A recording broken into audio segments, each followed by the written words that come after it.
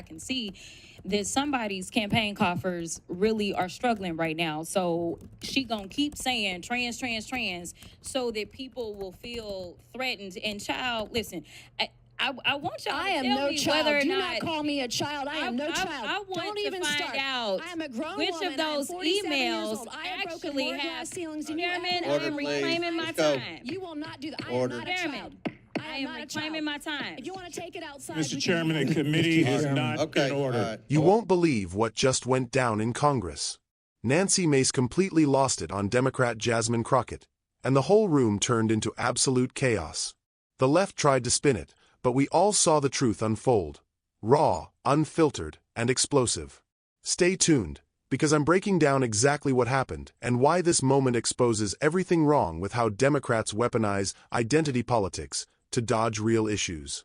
Before we jump in, make sure to like this video, hit subscribe, and turn on notifications so you don't miss any of my upcoming breakdowns of Washington's latest circus. I don't even know how we got there, because I tried to make it clear how many civil rights, it doesn't just boil down to one conversation, but I can see that somebody's campaign coffers really are struggling right now. So she gonna keep saying trans, trans, trans, so that people will feel threatened. And child, listen, I want y'all to tell me whether or not. Do not call me a child. I am no child. I want Don't to even find start. out I am a grown which woman. of those emails actually have. Chairman, I am reclaiming my time. You will not do that. I am not a child. I am reclaiming my time. If you want to take it outside, Mr. Chairman, the committee is not in order. Order. Point of order. Point of order. Order. Chair recognizes Ms. Crockett. No, point of order, Mr. Chairman. State your point. Is it allowed in the rules for a member to incite violence against another member? I mean, she said she wants to take it outside with. Hey, I have the First Amendment right too, and so I'd like those words to be taken down. I am moving to have those words taken down. I believe it's against the rules to going outside doesn't violence incite violence. Another you have a conversation that isn't. The committee will suspend. The member will state the words he wishes taken down. Where she said that we can take it outside, which is direct violation against the rules, inciting violence against another member. What rule? What rule? Cite the rule. How does that incite violence? Mr. Chairman, there are, if I might point out, Mr. Chairman, there are decorum rules in the House of Representatives. And the two parliamentarians are discussing this right now. We'll suspend for a second. All right. The chair's going to make a rule. What the gentlelady said was, we can take this outside if you want.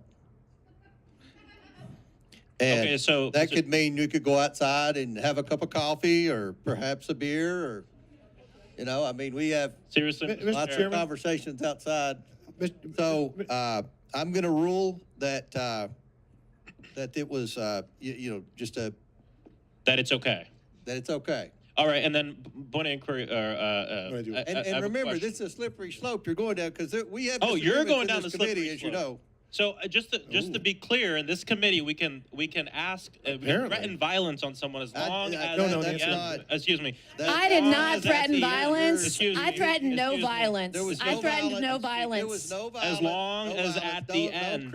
I threatened no violence. None. You're making shit up as you go along. You might want to figure this one out. Thank you, Mr. Chair. The final points that I was going to make is, while this amendment has to do with civil rights, for whatever reason, the colleague on the other side of the aisle decided to attack Democrats and pretend as if we do not look out for women. And I want to be clear that it's Democrats that were pushing for the Equal Rights Amendment, and I don't recall any Republicans supporting us having the Equal Rights Amendment. I also want to make it clear that just because someone fantasizes or wants to be dramatic about the idea of someone could be a quote unquote man in a locker room or in a bathroom, I've yet to hear an actual testimony of someone who, for whatever reason, has experienced this in real time, but I can tell you some real numbers and some real facts, because I don't like to live in fantasy when I'm talking about how I'm going to govern for the American people. The facts are, in my state alone, in the state of Texas, once they decided that they were going to overturn the Roe decision, 26,000 women then ended up raped. 26,000 is what we had reported. And that was only within about a year's time span. And when they reported those rapes, none of them seemed to have anything to do with trans folk. And I don't recall any legislation to help out those women in Texas and beyond that are actually dying. We're not projecting may die, but are actually dying or have died in southern states that have decided that they wanted to go after our reproductive freedom. So as a woman in this country, as a Texan, and as a Black woman who, when we look at the numbers, and I believe in data and science, and I know that that escapes a lot of people in this chamber, but the numbers are clear that specifically Black women have always struggled when it came down to the maternal mortality rates in general. The fact that somebody who looks like me, no matter how much money they have, because I can remind you of a very wealthy tennis star that almost lost her life while trying to give birth. Some things I honestly just don't think should be partisan, and frankly, I do believe in privacy, because honestly, I don't want none of y'all making decisions if I ever end up pregnant and have to decide what it takes for me to save my life.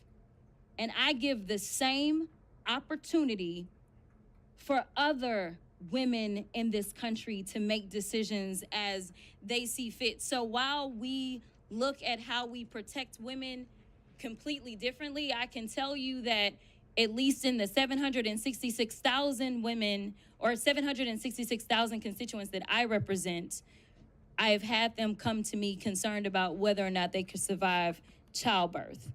But I have not had a single person in my district tell me that they were concerned that they may be raped by a trans person.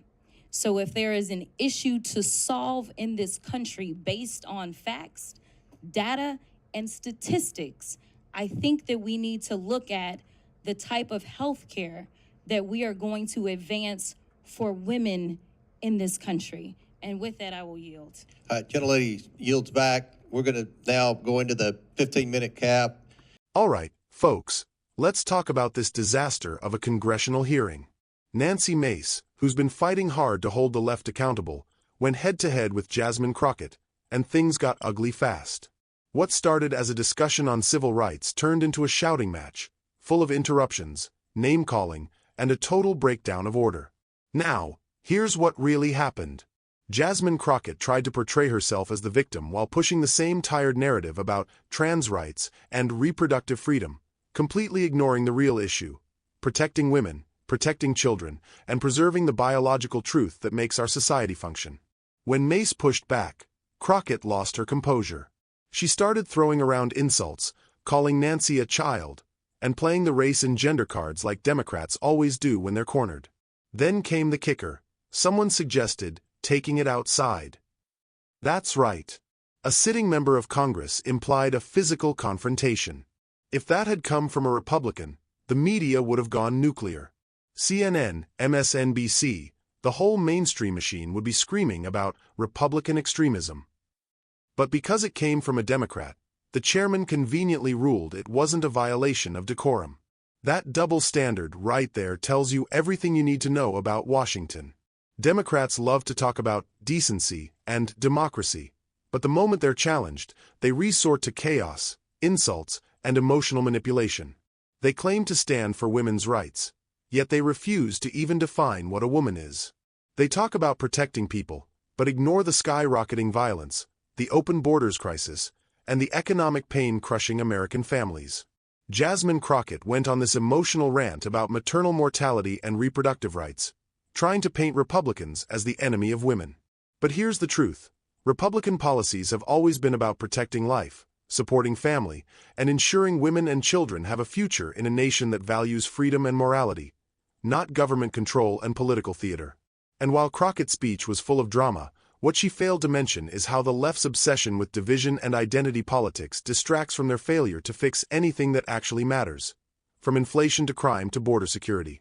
Nancy Mace stood her ground, and for that, she deserves credit. The Democrats can shout, cry, and play victim all they want, but the facts don't change. The left is losing control, and this hearing proved it. So what do you think, Patriots? Was Nancy Mace out of line, or was she standing up to yet another example of left-wing hypocrisy? Drop your thoughts in the comments. I read every single one. Make sure to hit that like button, subscribe, and share this video so more Americans can see what's really going on behind the scenes in Washington. The media won't tell you the truth, but I will. Stay tuned, stay free, and stay informed.